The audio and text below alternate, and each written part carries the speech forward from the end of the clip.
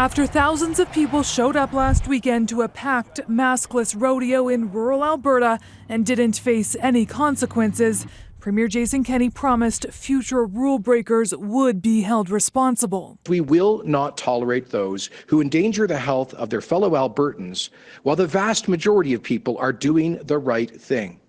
Police were given more enforcement power and encouraged to use it. But on Saturday, I say Alberta, you say strong. Alberta!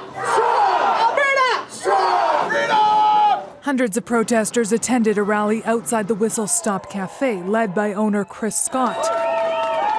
Just days prior, Alberta Health Services had padlocked his restaurant after he repeatedly defied public health orders.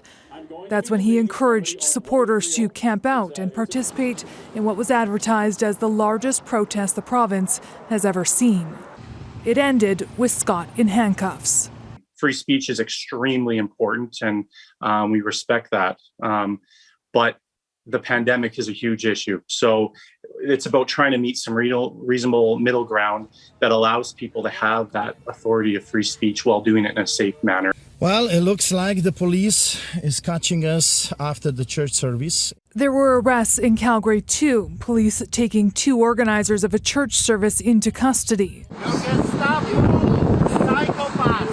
Religious services are currently limited to 15 people in most of Alberta. The increased enforcement comes with Alberta's hospitals on the brink.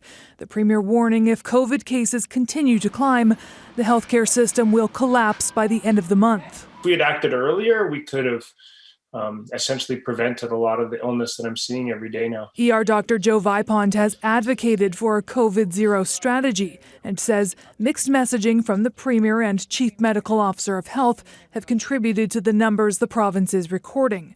But with the new enforcement and the province's vaccine rollout expanding to include anyone over the age of 12 starting Monday, Vipond believes change is possible. Certainly the plateauing of hospitalizations and ICU cases is reassuring that we're not going to get as overwhelmed as, say, Ontario did. But it's still early days, and we don't know where those numbers are going to trend.